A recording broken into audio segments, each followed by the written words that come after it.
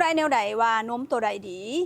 และจะเลือกนมตัวใดให้ลูกดี เดี๋ยวมื้อนี้สิมาให้ข้อมูลเบื้องต้นอีกเนาะสำหรับแม่ๆหลายๆคนที่ยังบ่ทันรู้ก่อนอื่นจะพามาเบิ่งว่าบรรดานมที่ห้าน For Baby เฮาขายอยู่ตอนนี้เนาะก็คือจะมี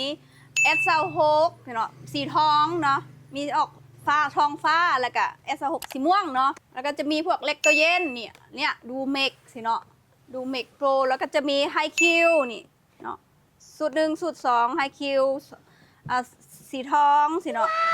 สีฟ้าโอเคแล้วก็จะมี S26 สิเนาะดิ S26 สูตร1 2เขาก็จะมีเนาะแล้วก็จะมีนมน้ำสิเนาะนมน้ำสิเขาก็มีแล้วก็ตัวนมที่แบบว่าไฮคิวนมที่ลูกแพ้นมงัวเขาก็มีขายเนาะตอนนี้แล้วยังมีตัวใดที่แบบว่าแม่ๆยังอยากให้เอาเข้ามาบอกได้เลยเนาะเดี๋ยวเขาสิเอาเข้ามาให้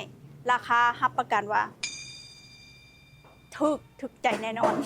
ถ้าจะถามว่านมตัวใดดีนมยี่ห้อใดดีเนาะและจะเลือกนมสูตรใดยี่ห้อใดให้ลูกกินดีอันนี้เนาะความจริงแล้วเนาะนมแต่ละสูตรแต่ละยี่ห้อนะมันมีข้อดีของมันเบิดเนาะเพียงแต่ว่ามันข้อดีแตกต่างกันซื่อๆเนาะเขาต้องแม่ต้องเลือกให้มันเหมาะสมกับลูกน้อยเท่านั้นเองเนาะและมันก็ตามเบอร์ตามสูตรว่าลูกเขากิน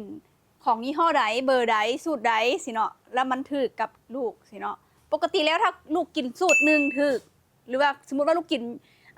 นมดูเมกตัวนี้สูตรหนึ่งถูกเนาะมันก็จะตามมา2 3มันก็คือแบบจะบ่มีการเปลี่ยนเนาะมันก็จะเฮ็ดให้แบบว่าลูกกินถูกตัวนี้เอาว่าจังซี่เนาะมันก็จะกินสูตรนี้ไปได้แบบมันก็จะมันยากนิดนึงก็คือช่วงเริ่มต้นเท่านั้นเนาะแม่เนาะถ้าหากว่าลูกกินแล้วเนาะทายง่ายบ่ฮากล่าเริงน้ำหนักขึ้นเนาะแฮปปี้ล่าเริงแสดงว่านมสูตรนั่นน่ะถูกกับลูกแม่แล้วถ้าหากว่าลูกกินแล้วเนาะมันจะมี2กรณีก็คือ1ก็คือลูกนะทายยากเนาะอาทิตย์นึงทายแค่3เทื่อสิเนาะหรือว่าทายออกมาเป็นลูกเลือดเป็นก้อนแข็งๆทายเป็นก้อนแข็งๆอันตัวนี้กรณีนี้ละแม่นแสดงว่าลูกกินนมบ่ค่อยถูกเนาะและกรณีที่2ที่แบบว่าลูก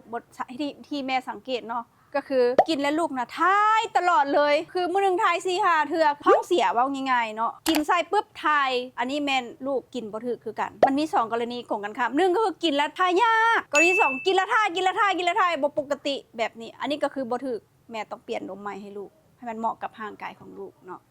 และนี่ก็คืออาการหรือว่าแม่จะเลือกสูตรนมใดให้เหมาะกับลูกเนาะถ้าหากว่าเป็นดังที่ว่ามานี่เนาะ